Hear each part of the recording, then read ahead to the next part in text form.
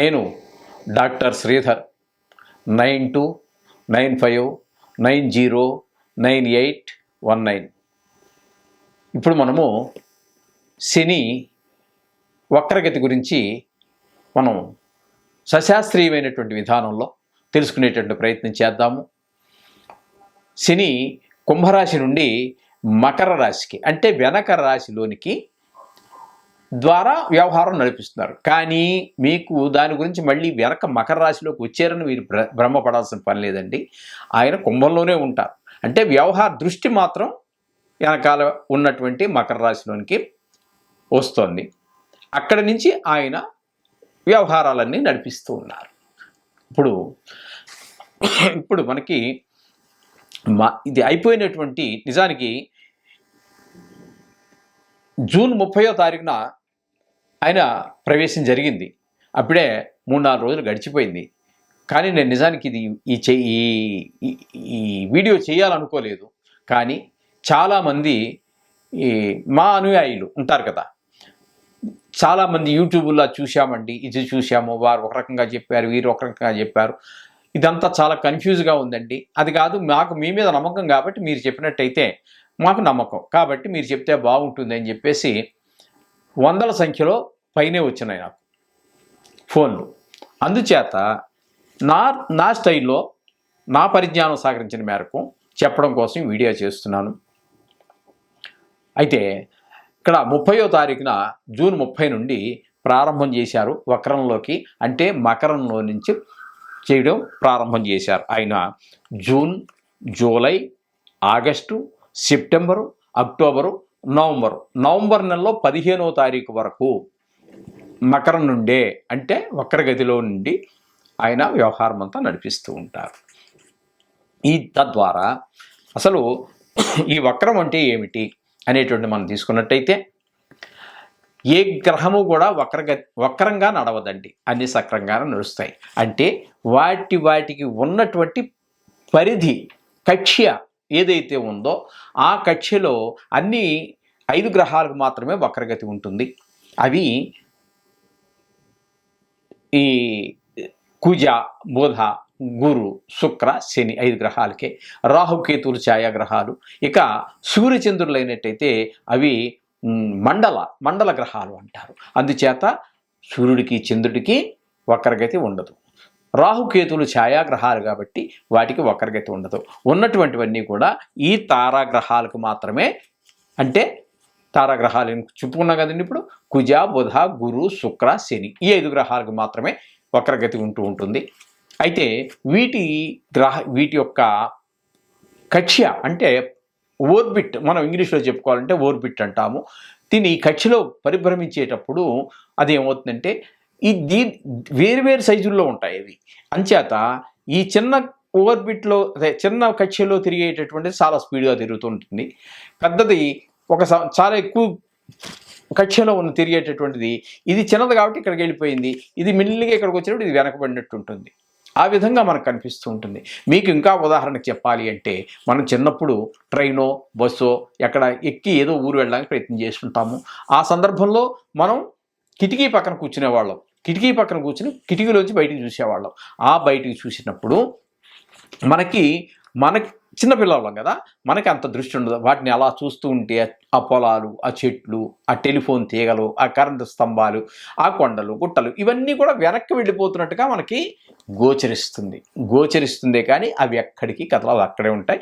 మనం జరిగేది ఏంటంటే మనం ముందుకు జరుగుతున్నాం ట్రైన్లోనో బస్సులోనో, అవి వెనక్కి వెళ్ళినట్టుగా మనకి భ్రాంతి అంతే. ఇది కూడా ఈ వక్రగతి అనేది కూడా అంతే.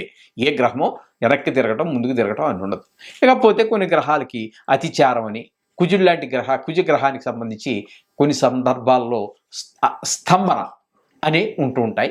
దాని గురించి ఇప్పుడు అక్కర్లేదు. మనం వక్రగతి గురించి చెప్పుకుంటున్నాము కాబట్టి ఇప్పుడు శనీశ్వరుని యొక్క వక్రగతి గురించి మనం చెప్పుకుంటున్నాం. ఆయన కుంభం నుంచి మకరంలోనికి వక్రగతి ద్వారా ఇప్పుడు మనం చెప్పుకున్నటువంటి సుమారుగా 140 రోజులు జరుగుతోంది.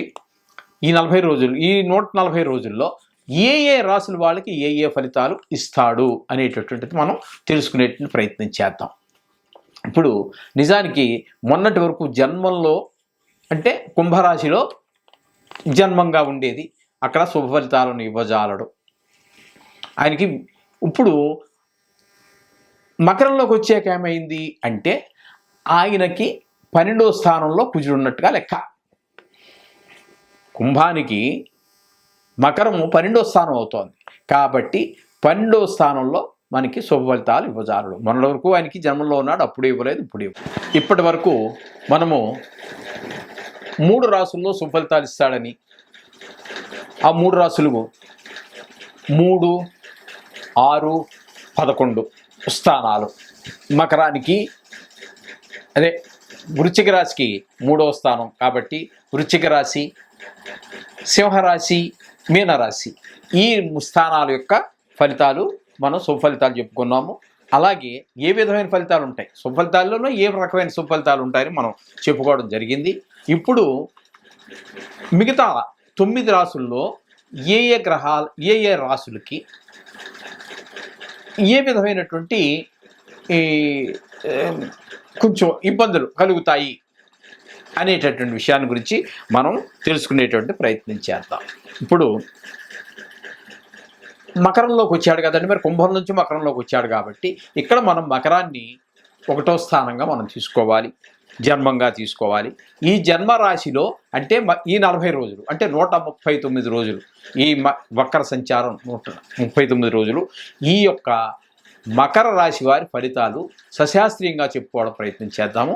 ఏంటంటే తేజోహాని మతిభ్రంశో మనః పీడ భయం తథా రోగార్తి బంధువైరంచ వ్యసనం జన్మగేశనౌ అని చెప్పి, జన్మగే అంటే జన్మల్లో అంటే 1వ స్థానంలోనే శని సంచారం చేసేటప్పుడు ఏ విధమైనటువంటి మనకి ఇబ్బందులు కలుగుతాయి అనేటటువంటి దాన్ని ఈ శ్లోకంలో శాస్త్రం చెప్పింది. అది మనకు తెలుగులో చెప్పుకునే ప్రయత్నించారు.